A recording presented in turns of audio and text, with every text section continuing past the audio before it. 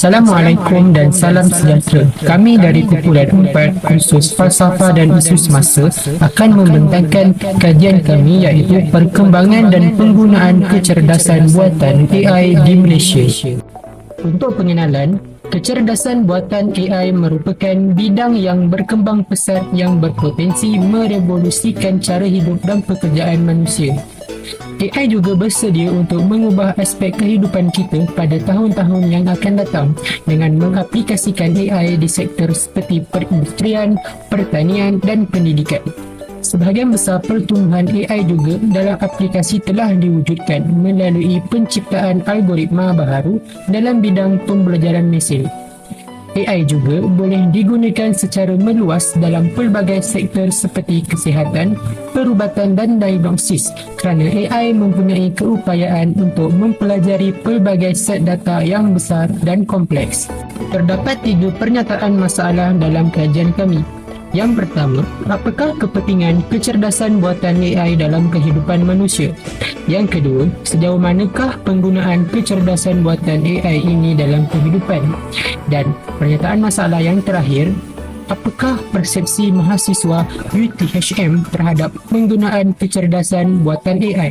Objektif kajian adalah seperti berikut: menjelaskan kepentingan kecerdasan buatan AI dalam kehidupan seharian dan mengkaji penggunaan kecerdasan buatan AI di Malaysia. Selain itu, menganalisis persepsi rakyat Malaysia terhadap penggunaan kecerdasan buatan AI. Bagi demografi responden yang bilangannya 100 orang, 57% daripada responden terdiri daripada lelaki dan selebihnya adalah perempuan. Dari aspek kaum pula, kaum Melayu adalah pada 49%, diikuti Cina 32% dan India 15% dan lain-lain kaum adalah 4%. 49% daripada responden terdiri daripada agama Islam, manakala 24% dan 14% adalah agama Buddha dan Hindu masing-masing. Responden beragama Kristian hanya merangkumi 11% responden. Majoriti responden berada dalam lingkungan umur 21 hingga 23 tahun pada 60%, manakala 35% adalah di bawah 20 tahun dan selebihnya adalah 24 tahun ke atas. Lebih daripada separuh responden adalah dari fakulti FAS pada 52%, manakala 29% adalah daripada fakulti teknologi kejuruteraan. Selebihnya adalah daripada fakulti lain di UTHM. 79% daripada responden adalah di peringkat ijazah dan 12% adalah pada peringkat sarjana, diikuti diploma pada 8%. Majoriti adalah dalam tahun 1, manakala tahun 2 berada pada tempat kedua iaitu 33%, diikuti tahun ketiga pada 7%. Bagi dapatan kajian terhadap kepentingan kecerdasan buatan AI dalam kehidupan manusia, majoriti daripada responden menyokong bahawa AI membolehkan perniagaan membuat pilihan berinformasi berdasarkan analisa terhadap data pelanggan. Kemudian diikuti dengan 49 daripada 100 orang responden menyokong kenyataan ke-6 iaitu membantu dalam pengurusan tanaman agrikultur melalui analisa corak cuaca dan data tanah. Manakala penyataan ke-4 dan ke-5 mendapat undian ke-3 tertinggi, penyataan ke-7 mendapat undian ke-4 tertinggi, diikuti dengan penyataan ke-8, penyataan ke-3 dan pertama. Bagi dapatan kajian terhadap penggunaan kecerdasan buatan AI di Malaysia, majoriti responden iaitu 51 orang menyokong pernyataan ketiga. Hal ini kerana chatbot sangat membantu pelajar di dalam hal akademik dan pentadbiran.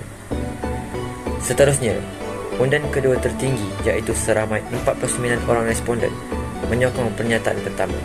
Dan ketujuh, bagi undian ketiga tertinggi, seramai 48 orang responden menyokong pernyataan kedua, diikuti dengan pernyataan kelima sebanyak 47 orang responden, pernyataan ke-8 sebanyak 46 orang responden dan pernyataan ke-4 dan ke-6 sebanyak 44 orang responden.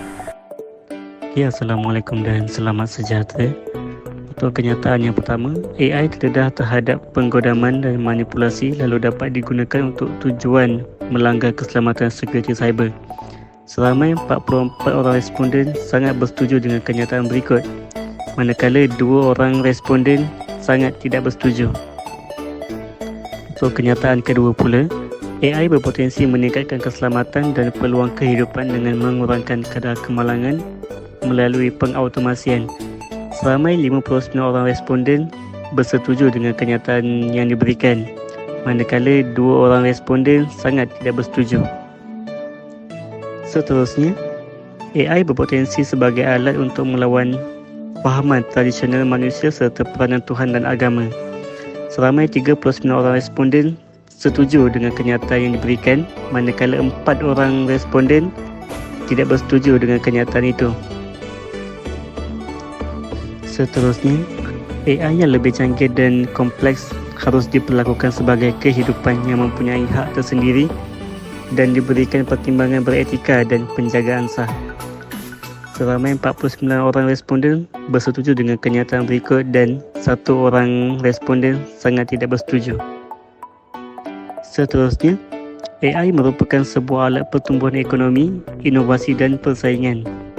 Seramai 51 responden bersetuju dengan kenyataan berikut dan seramai 2 orang responden tidak bersetuju.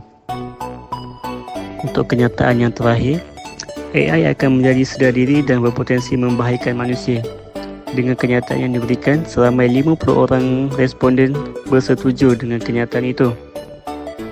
Kepentingan kajian yang pertama adalah kecekapan yang tinggi, iaitu manfaat AI dalam kehidupan kita. So, ia dapat memudahkan tugas-tugas yang berulang dan memakan waktu. Sebagai contohnya, bila permohonan kerja dibuka, banyak resume-resume yang akan dihantar oleh pemohon yang seperti kita tahu beribu-ribu boleh mencapai berpuluh ribu dan beratus. Dan ini adalah sesuatu yang akan memakan masa, dan dengan adanya AI, ia dapat membantu dan membuat ia lebih cekap. Kepentingan kajian yang kedua iaitu manfaat AI dalam kehidupan adalah keselamatan digital ditingkatkan. So, ia digunakan dalam bidang keselamatan untuk mengesan dan mencegah ancaman akan datang. Yang kedua, bagi memantau keselamatan, AI memantau kawasan dengan kamera dan sensor. Kepentingan kajian yang ketiga ialah pengangkutan berautomasi.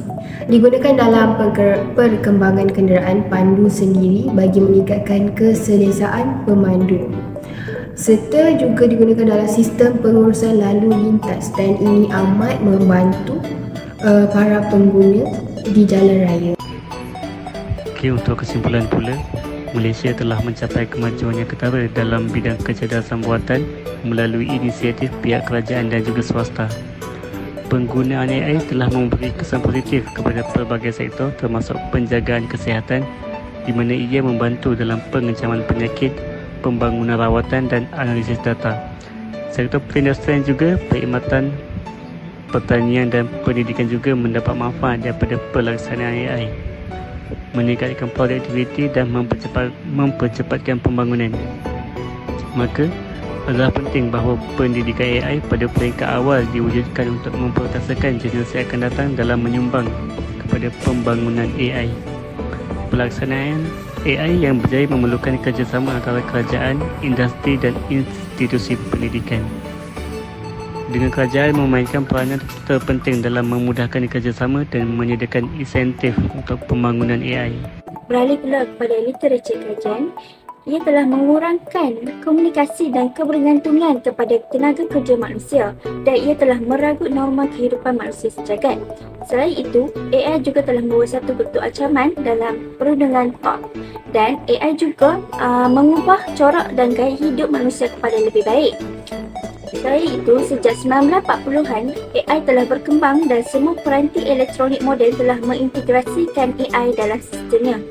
AI merupakan amat penting dalam forensik seluruh dunia. That's all. Thanks for watching.